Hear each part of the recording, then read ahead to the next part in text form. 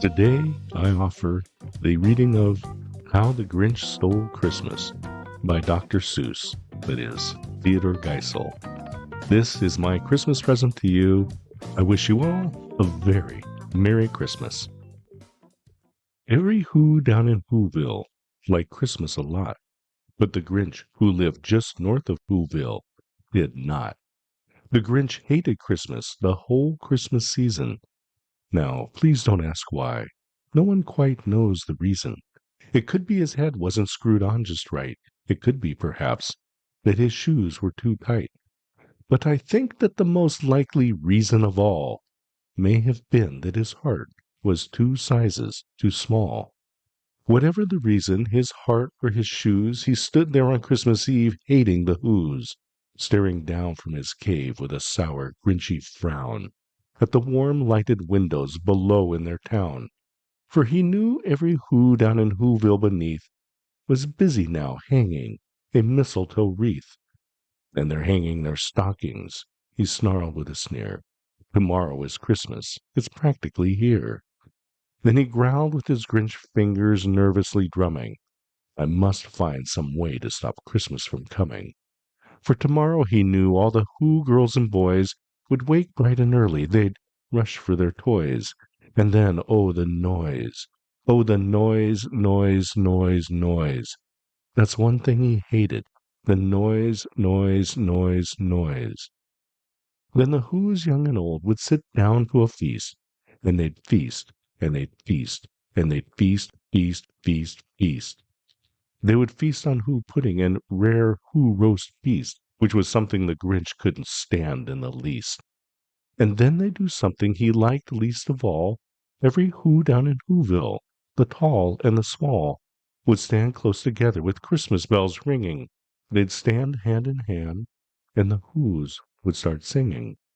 They'd sing, and they'd sing, and they'd sing, sing, sing, sing. And the more the Grinch thought of this Who Christmas sing, the more the Grinch thought, I must stop this whole thing. Why, for 53 years I've put up with it now. I must stop this Christmas from coming. But how? Then he got an idea, an awful idea.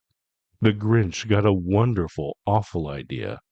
I know just what to do, the Grinch laughed in his throat, and he made a quick Santa Claus hat and a coat. And he chuckled and clucked, what a great Grinchy trick. With this coat and this hat, I'll look just like St. Nick.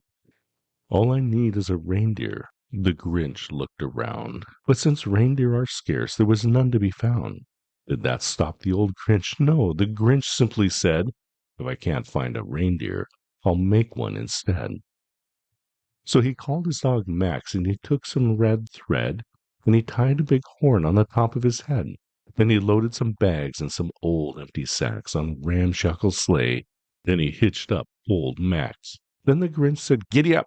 And the sleigh started down toward the homes where the Whos lay a snooze in their town. All their windows were dark. Quiet snow filled the air. All the Whos were all dreaming sweet dreams without care when he came to the first little house on the square. "This is stop number 1, the old Grinchy Claus hissed, and he climbed to the roof, empty bags in his fist. Then he slid down the chimney, rather a tight pinch. But if Santa could do it, then so could the Grinch. He got stuck only once, for a moment or two. Then he stuck his head out of the fireplace flue, where the little Who stockings all hung in a row. These stockings, he grinned, are the first things to go.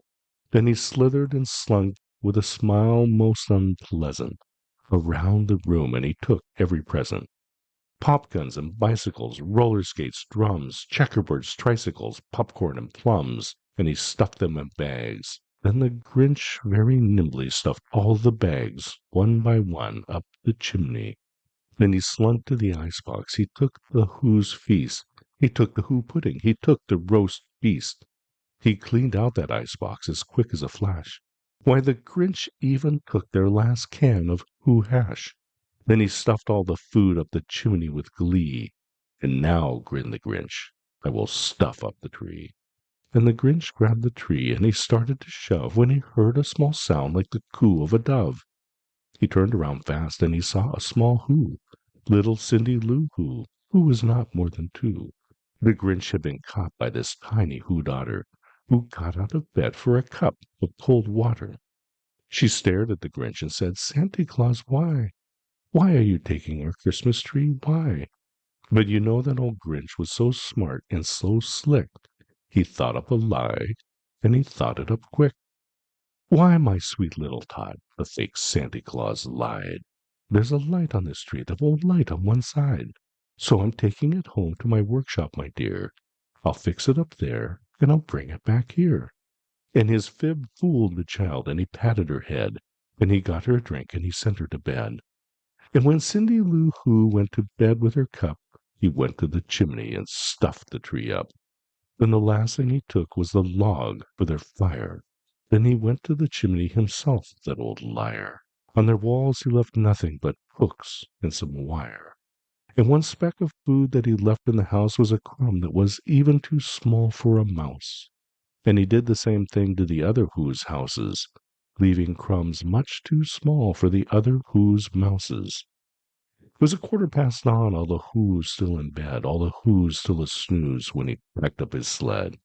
Packed it up with their presents, the ribbons, the wrappings, the tags and the tinsel, the trimmings, the trappings. 3,000 feet up the side of Mount Crumpet, he rode with his load to the tip-top to dump it. Coo-poo to the Who's he was grinchily humming. They're finding out now that no Christmas is coming. They're just waking up. I know just what they'll do. Their mouths will hang open a minute or two. Then the Who's down in Whoville will all cry boo-hoo. "That's a noise," grinned the Grinch, "that I simply must hear." So he paused, and the Grinch put his hand to his ear. And he did hear a sound rising over the snow. It started in low, then it started to grow. But the sound wasn't sad. Why, this sound sounded merry. It couldn't be so, but it was merry. Very. He stared down at Whoville. The Grinch popped his eyes. Then he shook. What he saw was a shocking surprise. Every Who down in Whoville, the tall and the small, was singing without presents at all. He hadn't stopped Christmas from coming. It came. Somehow or other, it came just the same. And the Grinch, with his Grinch feet ice cold in the snow, stood puzzling and puzzling. How could it be so? It came without ribbons. It came without tags. It came without packages, boxes, or bags. And he puzzled 3 hours till his puzzler was sore. Then the Grinch thought of something he hadn't before. Maybe Christmas, he thought, doesn't come from a store. Maybe Christmas, perhaps, means a little bit more. And what happened then? Well, in Whoville, they say, the Grinch's small heart grew 3 sizes that day. And the minute his heart didn't feel quite so tight, he whizzed with his load through the bright morning light. And he brought back the toys and the food and the feast, and he himself, the Grinch, carved the roast beast.